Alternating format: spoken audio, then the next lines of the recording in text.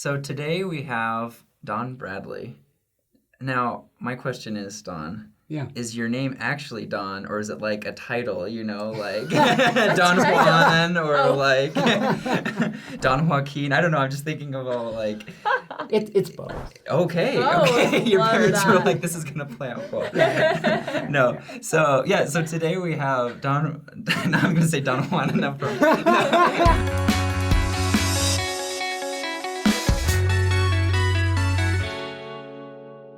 We have Don Bradley, who is a scholar. Are you an author too, as well? Yeah, an author, and we're historian. Yeah. Historian, I think, is the best because we're going to talk about the lost 116 pages. Yeah. And I think we're going to blow your minds. Oh, I can't wait. So to start out, first, I guess, do you want to explain a little bit about yourself, like where you're from and why you started being a historian, especially like with church stuff? Sure. So my family's originally from the East Coast, around the D.C. area. My parents were converts to the church. My mom was tracked out by missionaries. Wow.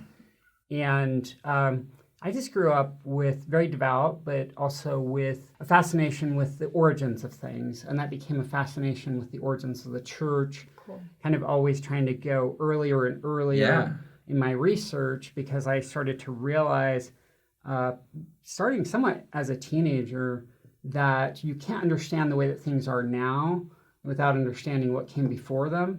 And then you can't understand things then even without understanding what came before that. Right. And so I kept in my research going earlier and earlier in the life of Joseph Smith until I've ended up doing a lot of things about his very early life, the 1820s, the first vision, the coming forth of the Book of Mormon, and then the lost pages of the Book of Mormon, and then, the translation of the part of the Book of Mormon we have, and so on. That's cool, though. It's cool that you just kept digging, because that's where you find answers. Yeah. Whether like physical, answers like logical, science, but also like spiritual. Yeah. And emotional answers. Right. And like finding the past and where we came from. Right. As a religion. Right. So the 116 pages. Right. Could you explain, like, if someone's never even heard about the Book of Mormon, do you think you could give us like a minute summary of what happened, or like what the story is?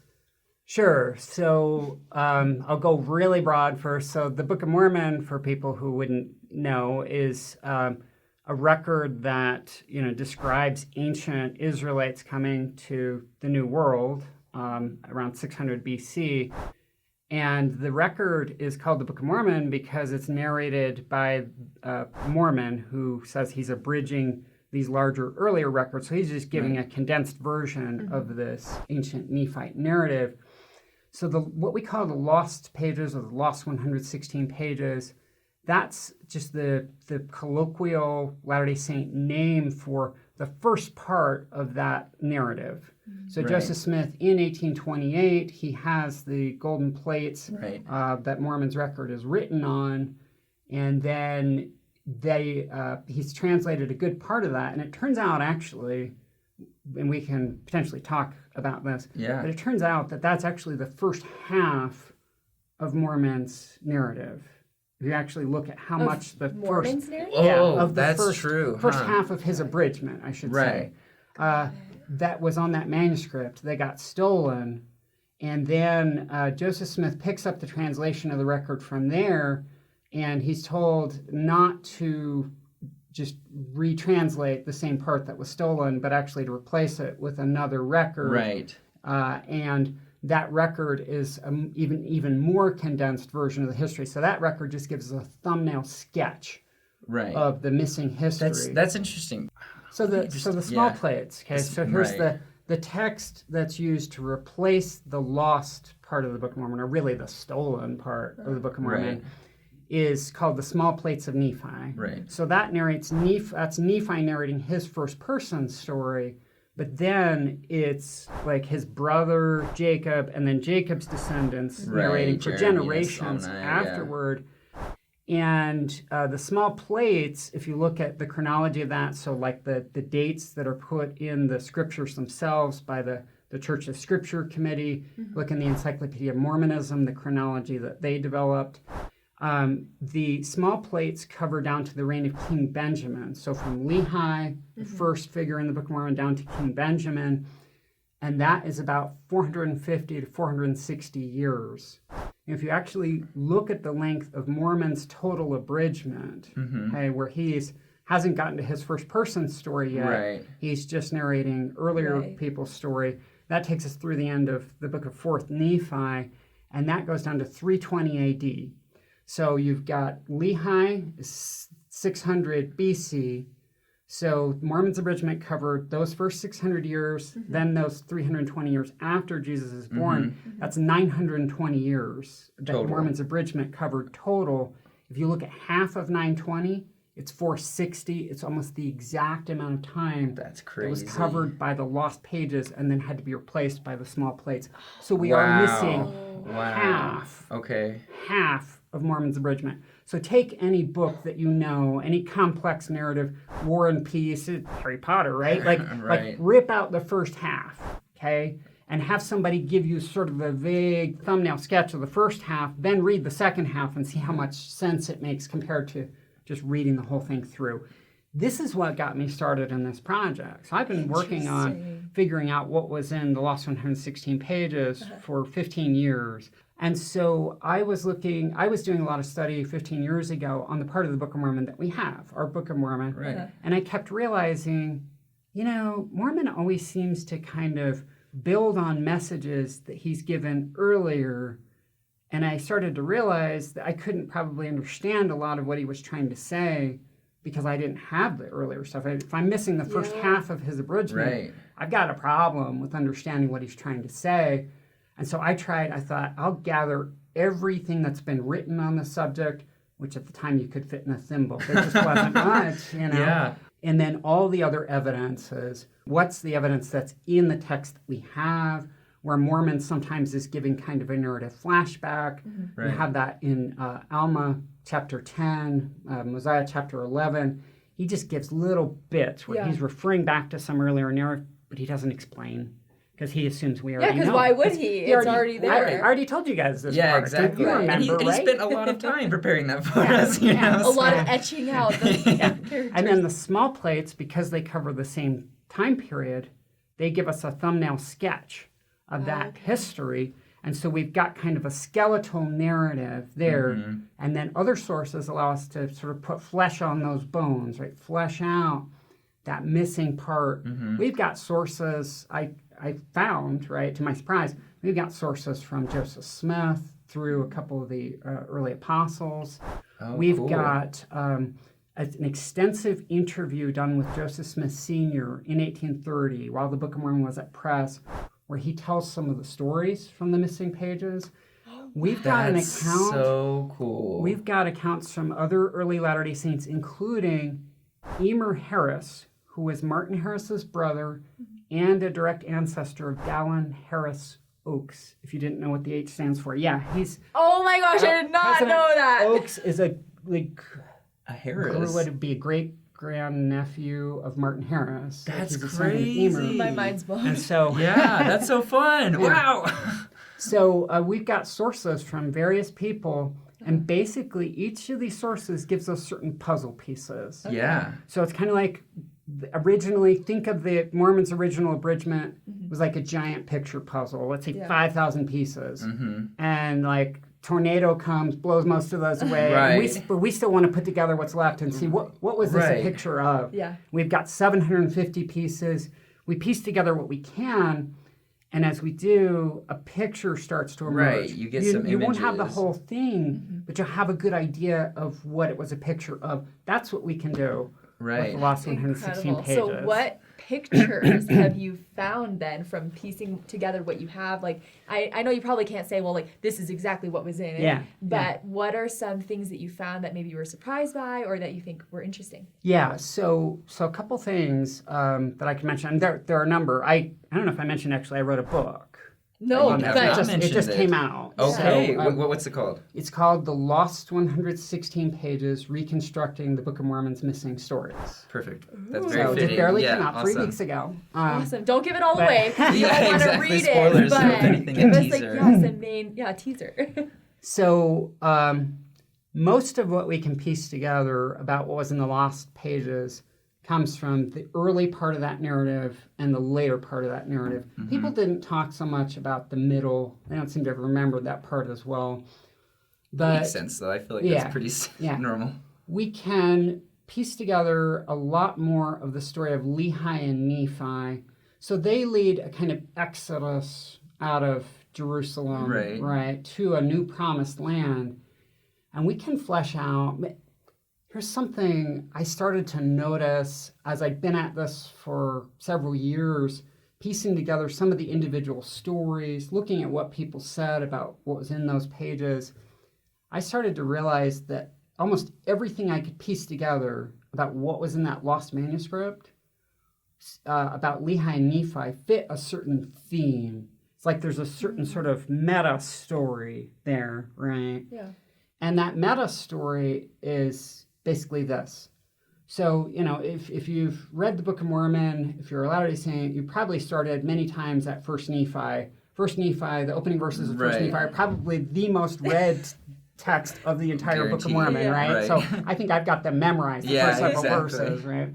So chapter 1, verse 4 of First Nephi is like super familiar, the wording there, but it's so familiar that we don't actually think about what it means. So it's giving the chronological setting for Lehi, and it says, it came to pass in the commencement of the first year of the reign of Zedekiah, king of Judah.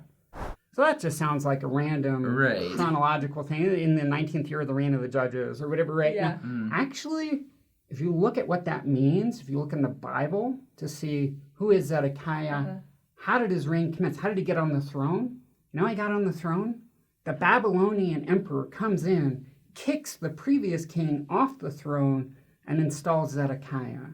So what that verse at the beginning of First Nephi means is that the Babylonians have just done an invasion and kicked out the old king, plundered the temple, probably taken the Ark of the Covenant, taken various treasures from the temple, started deporting people to Babylon. So this is the beginning of what's called the Jewish exile. Okay. So that's the exact moment that the Book of Mormon begins. The Book of Mormon starts at the beginning of the Babylonian exile. The Babylonians are going to come back several years later. They're going to, this time, completely destroy everything and haul everybody off. But they've already started hauling people off. Right. That's crazy. And that's what this means. So think about, how does the Book of Mormon start? This is actually exactly where it starts. So when the Jews are sent away into exile from Jerusalem, they lose almost everything. Right. They lose all the sacred institutions of their nation. They lose their promised land, right, Judea. Right. They lose their sacred city, Jerusalem. They lose their temple, Solomon's temple. They lose the Ark of the Covenant in that temple that has sacred relics, represents the presence of God. Yeah. They lose King David and his dynasty. His bloodline. He was dead. But they lose the sacred dynasty of David. Well, what do Lehi and his family lose? They leave the promised land. They lose that promised land. They leave behind Jerusalem, the sacred city. They leave behind Solomon's temple, because this is all going to be destroyed anyway. Right. They leave behind the Ark of the Covenant, if that hasn't already been stolen from the temple. They leave behind the dynasty of David. And what do they do in the New World? Well, here's what I was seeing as you piece together what we can of their story from the lost pages. They go to the New World, and they reestablish institutions that are the same kind of thing. Yeah. They have their new promised land. Right. They replace the old one. Right. They have a new temple city, the city of Nephi at first, then Zarahemla. They build a temple that they say is similar on Solomon's temple. They actually, and this I talk about a lot in this book, they collect together sacred relics that are exactly parallel to the ones in the Ark of the Covenant and the Jewish temple, that the high priest had. So, for instance, we know about the interpreters, the Urim Thummim that attaches to a breastplate. Well, that's exactly like that's great. That's what they would have had in the Ark. Yeah. Right. Okay. Right. And so that's cool. They established their own sacred dynasty, and Nephi is the guy who starts it. Yeah. Okay? Right. Well, Nephi's like a new David. Think about in the Bible how David starts rising toward kingship. And everybody knows this story from primary, right? David and Goliath. Right. There's this mighty guy. He faces him. He cuts off his head with his own sword, right? And then the sword is kept as a relic. So that's so David and Goliath, Nephi and Laban. Nephi is the David of the Book of Mormon. That establishes his own dynasty, just like David had established his. And so point by point, systematically, the Nephites go into their new promised land, and they just basically reconstruct what they everything lost. that is lost in Jerusalem. So the big problem that's motivating everything that happens early in the Book of Mormon is the problem of exile. They've been exiled. They've lost their promised land. They've lost their nation, and they rebuild. So my favorite part of what we can reconstruct from the lost pages of the Book of Mormon is the story of King Mosiah the First. So when we hear the name Mosiah, we think the Book of Mosiah, Mosiah the Second, the son of King Benjamin. Okay? Right. So there's an earlier Mosiah that it talks about. Right. I remember. So in the Book of Omni, King Benjamin mentions him. His dad. It's Benjamin's dad. But it's such a brief thing. It's barely. How long is it? Less than a chapter? I don't know. So in Omni, it gives less than a chapter about him. Right. Like not much at all. Just like a summary of his story. It just basically says he leads an exodus from the land of Nephi up to Zarahemla, right? Where they discover the Mulekites. Yeah, because it pretty much just says that the Lamanites were so wicked and we're going to kill them, so they leave. Right. So the Nephites in the land of Nephi were so wicked that they were going to be destroyed by the Lamanites. Okay. Yeah. Right. So Mosiah the First is sent as a warning prophet, kind of like Jeremiah in the Bible, Lehi at the beginning of the Book of Mormon. Right. Mm-hmm.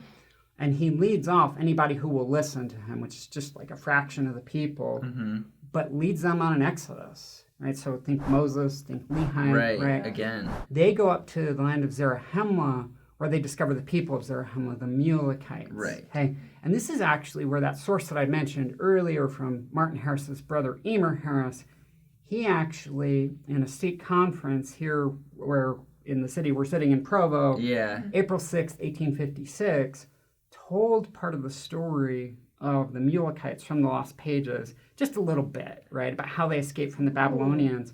But that all fits into the larger story of Mosiah the First from the Lost Pages. It turns out we've got lots of evidence about that story. And the biggest piece of evidence is Joseph Smith Sr. gave this interview to a neighbor in 1830, and he talks about how the interpreters that interpreters that the brother of Jared gets, right, the Book of Mormon, Urim and Thummim, how those interpreters got from the Jaredites to the Nephites. That on an Exodus, one of the Nephites, and he doesn't remember the names, I argue it was Mosiah the First, okay? Yeah. On that Exodus, they're being led through the wilderness by the Liahona to their new land, which is going to be Zarahemla. And the Liahona leads this guy who's using it to the interpreters. And he finds this and he's like, what is this? He's not familiar. He doesn't know he's supposed to wear it on his face. He doesn't know what it is. And so they've built a tabernacle while they're wandering, like a portable temple, like the Jews do on the Exodus, right? And he takes it in there, and the voice of the Lord asks him, "What is that in your hand?" And the interview account says he answered that he did not know, but had come to inquire. And then the Lord tells him, "Put it on your face, cover your face with an animal skin." And like he does, and he can see anything. This is how how to use the interpreters. So this story has all kinds of echoes of the biblical Exodus, Moses on Mount Sinai, the burning bush. God asks him, "What is that in your hand?" The exact question that's here. It's very similar in some ways to the dialogue the brother of Jared has with the Lord through the veil in Ether chapter 3 when he's getting the interpreters. There are things in it that are parallel to Joseph Smith's that's what own I'm practice. thinking. Yeah, exactly. Joseph Smith covers his face, right? And for part of the translation, and I show this in chapter 3 of my book, I talk about translation of the Lost Pages. I show that for part of the translation, Joseph's actually using the plates and the interpreters. Right. For most of the book that we have, or maybe all the book that we have, that wasn't stolen, right? He's using a seer stone that he puts in his hat. Right. Okay? So he covers his face with his hat to exclude physical light, so he can be more sensitive to like spiritual light, so to speak, right? So guess what? So remember in this narrative from the Lost Pages, the guy covers his face with an animal skin while he's using these two seer stones, the interpreters. Yeah. Joseph Smith's hat, I looked into this, okay? Guess what it's made of? Leather. It's animal skin. That's it's so leather. cool. It's beaver skin. Ah! It's beaver skin.